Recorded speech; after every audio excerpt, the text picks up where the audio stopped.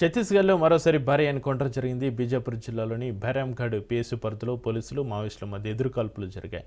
ఎన్కౌంటర్లో 12 మంది మావోయిస్టులు, 3 జవాన్లు మృతి చెందారు. మరో జవాన్కు గాయాలయ్యాయి. భారీగా ఆయుధాలు, పేలుడు పదార్థాలను స్వాధీనం చేసుకున్నారు. పోలీసులు మావోయిస్టుల మధ్య ఎదురుకాల్పులు కొనసాగుతున్నాయి. భద్రతా బలగాలు కూంబింగ్ చేపట్టాయి.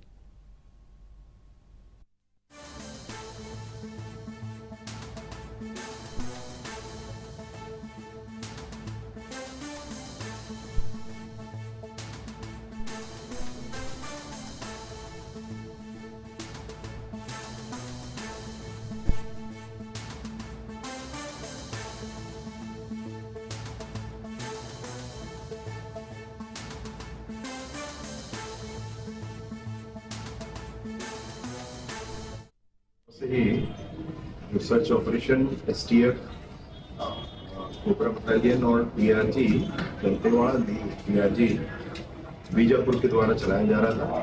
तो दक्षिण पश्चिम क्षेत्र में वहाँ पर गंगालूर का क्षेत्र और वहाँ पर 7 मछलियों के शव बरामद हुए, SLR आदि हथियार बरामद हुए।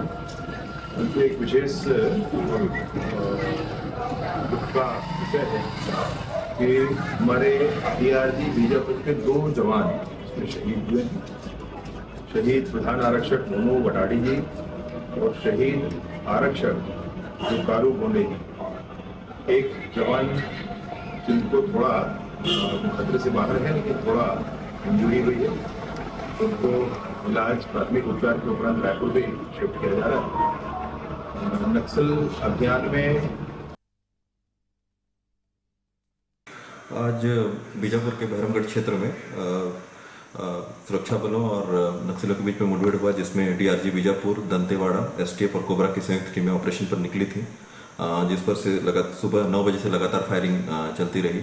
और इस दौरान अलग अलग मुठभेड़ में कुल 12 माओवादियों के शव बरामद हुए और अभी मुठभेड़ लगातार जारी है। दुखद समाचार यह है कि 3 जो हमारे जवान हैं वो शहीद हो गए, जिसमें शहीद प्रधान आरक्षक मोनू वर्दी, शहीद आरक्षक दुकारू गोंडे और शहीद जवान रमेश सोढ़ी। इसके अलावा 2 जो बीजापुर के डीआरजी के जवान हैं वो घायल भी हुए हैं।